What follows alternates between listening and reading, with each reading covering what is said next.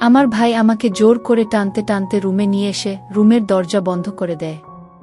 তারপর এক টানে আমার ওড়না সরিয়ে ফেলে। তারপর পাগলের মতো করতে। বন্ধুরা, পুরো ঘটনা মনোযোগ দিয়ে শুনো। আশা করি খুব মজা পাইবা। ভিডিওটি লাইক দিয়ে চ্যানেলটি সাবস্ক্রাইব করে পুরো গল্পটি শুনো। চলো শুরু করি। হাত ধরে টানতে টানতে আরিস নিয়ে আসলো আরুষিকে। এনে বিছানার উপর ফেলে দিল। আরুষি কাঁদতে কাঁদতে, আপনি আমাকে এখানে এনেছেন কেন? প্লিজ আমাকে যেতে দিন। আমি বাড়ি যাব বলে খাট থেকে নেমে দরজার দিকে যেতেই তখনই আরিস হাত ধরে আবারও খাটের উপর ফেলে দিয়ে আরশের উপরে উঠে বসে ওর ঠোঁট জোড়া দখল করে নিল। আর দুটো হাত শক্ত করে মুঠিবদ্ধ করে রেখেছে, যে কারণে নড়াচড়ার ক্ষমতাটুকু পাচ্ছে না। আরিস আরুষিকে ছেড়ে, খুব শখ না তোমার আমার সাথে বিয়ে করার? তাহলে এখন পালাচ্ছ কেন? আমাদের তো বিয়ে হয়ে গেছে, আমরা তো স্বামী স্ত্রীর, সো লেটস এনজয় বেবি। আরও হাত জোট করে কাকুতিমিনতি করছে আরিসের সামনে। অল্প দিনের পরিচয় আরিসের সাথে ওর, আর 3 দিন পর ওর অব্রের সঙ্গে বিয়ে। সেখানে আরিসকে বিয়ের কথা কখনোই ভাবেনি আরু। হঠাৎ আরু হাউমাউ করে কেঁদে উঠল যখন দেখল আরিস নিজের শার্টের বোতামটা খুলেছে। কিছুই বুঝতে পারছি না ও যে নিজেকে কিভাবে আরিসের হাত থেকে রক্ষা করবে। তবে শেষ রক্ষা করতে পারল না, তার আগেই আরু জ্ঞান হারাল। আরও অজ্ঞান হতে আরিস একটা শয়তানি হাসি দিল দিয়ে আরুষিকে গভীরভাবে কিস করল। চারিদিকে সকলের চেঁচামেচিতে আরুষি চোখ মেলে তাকাতেই অবাক হয়ে গেল, কারণ ও ওর নিজের বাড়িতে রয়েছে। চারিপাশে ওর বাড়ির সবাই ওকে ঘিরে রেখেছে। হঠাৎ নিজের পোশাকের দিকে তাকিয়েই অবাক হয়ে গেল, তার কারণ ও এই পোশাকে ছিল না। আরুর জ্ঞান ফিরতেই ওর বাবা এসে ওকে ঠাস করে চড় মারল। রায়হান আহমেদ, এই দিন দেখার জন্য তোকে আমি বাঁচিয়ে রেখেছিলেন, এখন আমি কি জানাবো অব্রর বাড়ির লোককে এই যে আমার মেয়ে একটা দুশ্চরিত্রা।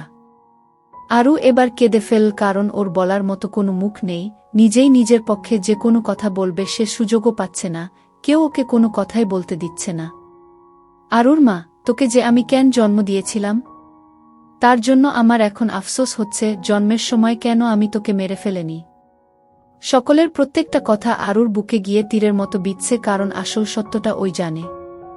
হঠাৎ এত কিছুর মাঝখানে আহান বলতে শুরু করল, ছেলেটাকে যখন এতই ভালোবাসিস তাহলে চলে যেতিস ওর হাত ধরে, কেন ফিরে এলি, তাও আবার দুশ্চরিত্রা হয়ে। কাঁদতে কাঁদতে আরুষি চোখ তুলে তাকাল, কারণ কি হয়েছে ও কিছুই বুঝতে পারছে না। ও যা ভাবছে আহান সম্পূর্ণ বিপরীত কথা শোনাচ্ছে ওকে।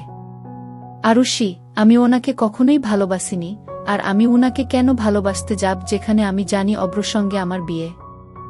আরুর মা, হ্যাঁ, তার জন্যই তো, শারীরিক চাহিদা মেটানোর জন্যই ওর কাছে তুই গেছিলি। পাড়া প্রতিবেশীরা অনেক কানাঘুষাও করছেন। আমরা এবার সমাজে চলব কি করে সেটা একবার ভেবে দেখেছিস? ওই ছেলে বাড়ি এসে বলে গেল তুই নাকি বিগত 3 মাস ধরে পড়ে আছিস, ওকে বিয়ে করার জন্য পাগল হয়েছিস, তুই ওকে বিয়ে করতে চাইস, তাই সমস্ত কিছু করতে বলেছিলি ওকে। আরুষি, মা বিশ্বাস করো আমি তেমন কিছুই করিনি বলে উচ্চস্বরে কাঁদতে লাগল। কিন্তু আজ ওর চোখের জলও সকলের কাছে অভিনয়ের সমান, কেউ ওর কথা বিশ্বাস করছে না। হঠাৎ ওর মাথায় এলো অব্রের কথা। ওর অব্রের 3 দিন পর বিয়ে হবে। বিয়েটা পারিবারিকভাবে হলেও আরু বেশ ভালোই পছন্দ করে অব্রকে, আর আরিসের সঙ্গে তার গত 4 মাস ধরে পরিচয়। আরু আরিসকে কখনো পাত্তা দেয়নি। আরুষি একটা ভাইয়ার চোখেই দেখেছে আরিসকে। আরু উচ্চ স্বরে বলে উঠল, মা অব্র।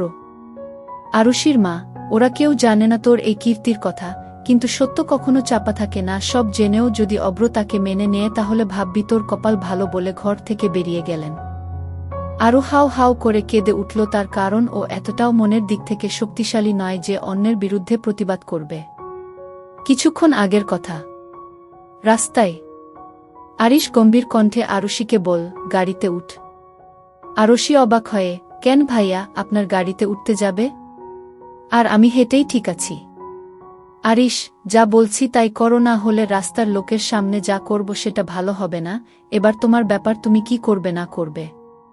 বাধ্য হয়ে আরু আরিসের গাড়িতে উঠল, কিন্তু কি কারণে আরিস তাকে গাড়িতে উঠতে বলল, আর আরিস ইবা তাকে কোথায় নিয়ে যাচ্ছে সে সমস্ত কিছু জিজ্ঞাসা করলে আরিস চুপচাপ ছিল, তার পরিবর্তে একটা উত্তর ও দেয়নি। তারপর সেখান থেকে গেল কাজী অফিসের সামনে। তা দেখে আরুষি আরও অবাক হল। সেখান থেকে গাড়ি থেকে নামতেই আরুষিকে টেনে টেনে নিয়ে গেল কাজী অফিসে। ওর বাপকে ওকে খুন করে দেওয়ার ভয় দেখিয়ে পেপারে সই করিয়ে নেয় আর কবুল বলিয়ে নেয়। তারপরে এতসব ঘটনা হলো, কিন্তু আরিশের এই সমস্ত কাজকর্মের কোনো কারণ আরু জানে না।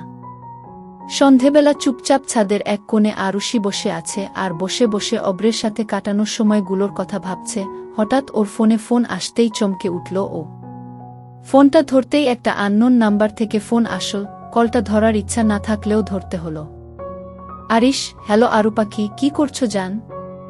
আরুষি, কে আপনি, আর আপনি আমাকে এই সমস্ত নামে ডাকছেন কেন? আরিশ, আমাকে এত তাড়াতাড়ি ভুলে গেলে? সকালে না তোমাকে আমি বিয়ে করলাম, এত তাড়াতাড়ি ভুলে গেলে হয় আরু পাখি? আরুষির যেন বুকের ভিতর ধক করে উঠল। বুঝতে পারল যে আরিশ নতুন আর কি ঘটানোর জন্য আরিশ ওকে ফোন করেছে, সেটা ও বুঝতে পারছে না। আরুষি কাপা কাপা কণ্ঠে, কি চাই আপনার?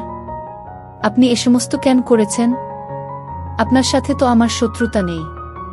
আরিশ খুবই শান্ত কণ্ঠে বলল, তোমার সাথে আমার কি শত্রুতামি থাকতে পারে বলতো? তুমি আমার বউ, আর বউয়ের সঙ্গে কখনো কারো শত্রুতা থাকে? সে যাই হোক, তোমার না দুদিন পর বিয়ে, আমাকে ইনভাইট করলে না তো?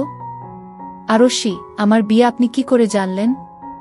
আরিশ, সেটা বড় কথা নয়, বড় কথা হলো তুমি আমাকে ইনভাইট করোনি, আমি কিন্তু খুব রেগে আছি। অপরদিকে আরুষির মুখে কোনো কথা নেই। আরিশের এর কথার পরিবর্তে কি উত্তর দেওয়া যায় সেটা ও জানে না। এই গল্পটা পড়তে চাইলে মোক আল আমিন এই আইডিতে ফ্রেন্ড রিকোয়েস্ট বা ফলো দিয়া রাখুন। গল্পের নিচে দিয়া রাখছি, সবাই ওখানে টিপ দিয়া ফলো করুন।